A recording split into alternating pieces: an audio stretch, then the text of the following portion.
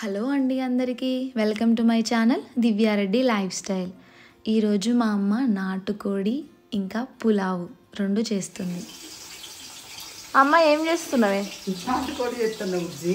నాటుకోడా process చూపిస్తావానే? ఏం చేసినావు? Oil వేసి. ఈరోజు మనం నాటుకోడి కూర ఇంకా పులావు ఎలా తయారు చేసుకోవాలో చూద్దాం. చికెన్ని ఇలా పసుపు ఇంకా సాల్ట్ వేసుకొని శుభ్రంగా కడిగి పక్కనుంచుకోవాలి.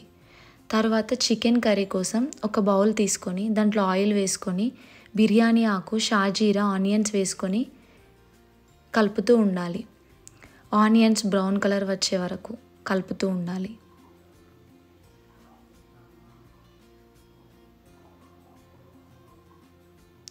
నాటుకోడి అంత ఈజీగా ఉడకదు, తప్పకుండా 1 అవర్ వరకు టైం పడుతుంది. కుక్కర్లో పెడితే కర్రీ అంత టేస్ట్గా ఉండదండి, అందుకే ఇలా బౌల్లో వండుకోవాలి. తర్వాత మనం ఇంకొక గిన్నె తీసుకొని పులావ్ కోసం ప్రిపేర్ చేసుకుందాం. ఆయిల్ వేసుకొని బిర్యానీ ఇంగ్రీడియంట్స్ అన్నీ దాంట్లో వేసుకోవాలి. షాజీరా, ఇలాచీ, లవంగాలు, దాల్చిన చెక్క, బిర్యానీ ఆకు, స్టార్ పువ్వు, పచ్చిమిరపకాయలు,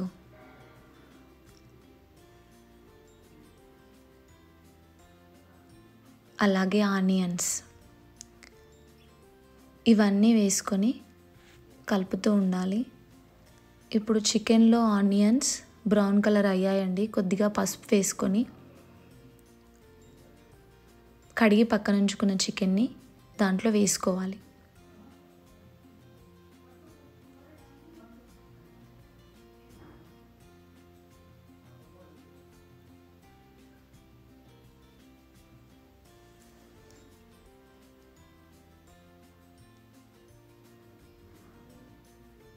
ఇప్పుడు కొద్దిగా సాల్ట్ వేసుకోవాలి.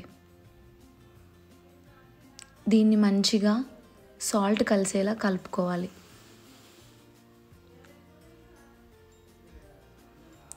నాటుకోడి చికెన్ చాలా టేస్టీగా ఉంటుంది, అందుకే నాటుకోడి అంటే చాలామందికి ఇష్టం.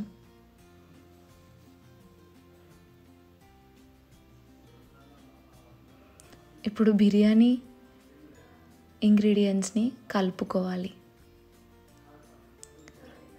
ఆనియన్స్ కొంచెం బ్రౌన్ కలర్ వచ్చే వరకు వేయించుకోవాలి.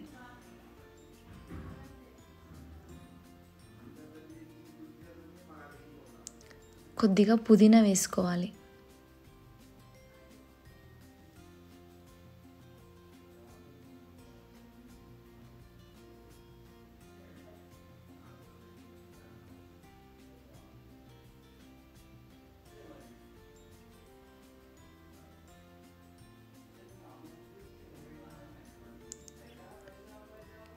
ఇప్పుడు చికెన్ ఏమవుతుందో చూద్దాం.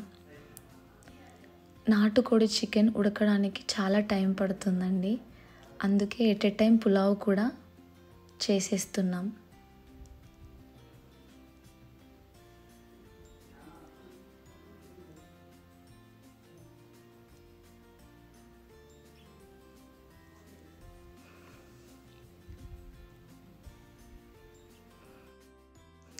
ఇప్పుడు చికెన్ కొంచెం ఉడుకు పట్టిన తర్వాత ఒక టమాటోని తీసుకొని చిన్నని ముక్కల్లా కట్ చేసుకొని ఈ చికెన్లో వేసుకుందాం.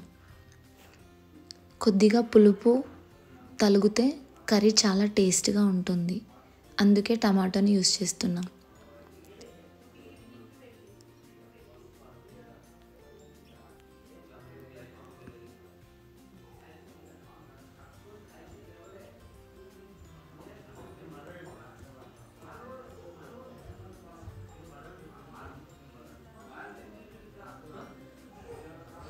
చికెన్ని మగ్గించుకోవాలి.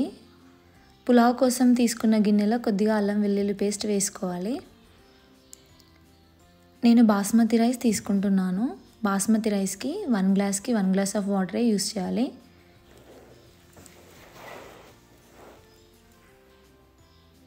ఇప్పుడు నేను కొద్దిగా గరం మసాలా పౌడర్, ధనియా పౌడర్ వేసుకుంటున్నాను.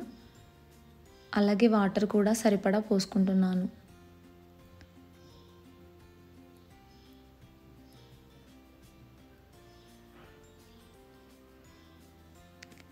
ఈ మసాలాలు వేస్తే అన్నం కూడా చాలా టేస్టీగా ఉంటుంది.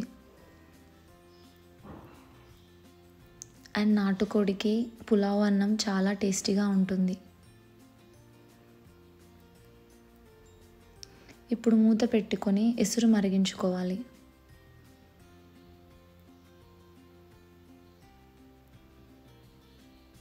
కొద్దిగా సాల్ట్ వేసుకోవాలి.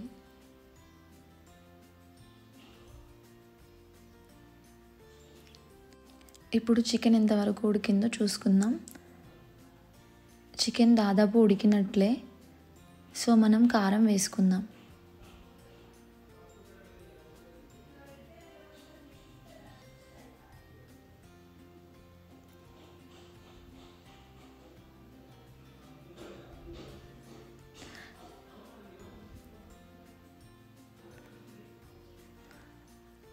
ఎసురు మరిగిందండి. ఇప్పుడు బియ్యం వేసుకుందాం. మనం అందులో వేసిన మసాలాలన్నీ రైస్కి పట్టుకొని మంచి ఫ్లేవర్ వస్తుంది.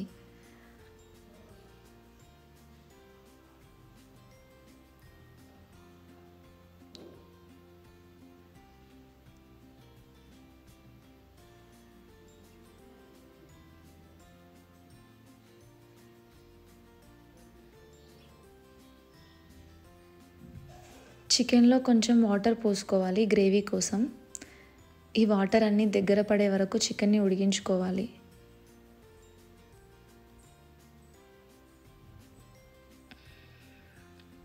పులావ్ కూడా దగ్గర పడింది.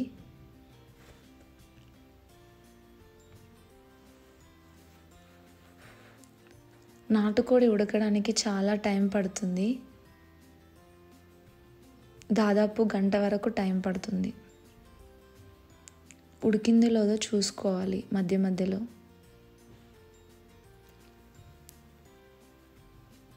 పులావ్ అయితే అయిపోయినట్టే అండి.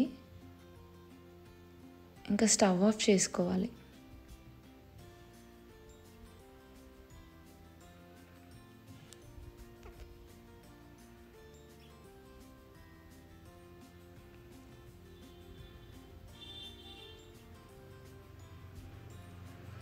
ఇప్పుడు కొద్దిగా ధనియా పౌడర్, కొద్దిగా మసాలా పౌడర్ వేసుకొని మసాలాలన్నీ కలిసేలా కలుపుకోవాలి. ఇలా ఒక 5 నిమిషాల పాటు ఉడికించుకొని ఫైనల్గా కొత్తిమీర వేసుకొని స్టవ్ ఆఫ్ చేసుకుంటే నాటుకోడి చికెన్ రెడీ అయిపోతుంది. ఇది జొన్న రొట్టెల్లో కానీ పులావ్లో కానీ చాలా టేస్టీగా ఉంటుంది. ప్రాసెస్ మీకు నచ్చిందని అనుకుంటున్నాను. నచ్చినట్టయితే లైక్ చేయండి, షేర్ చేయండి, సబ్స్క్రైబ్ చేసుకోండి. Thank you for watching. Bye.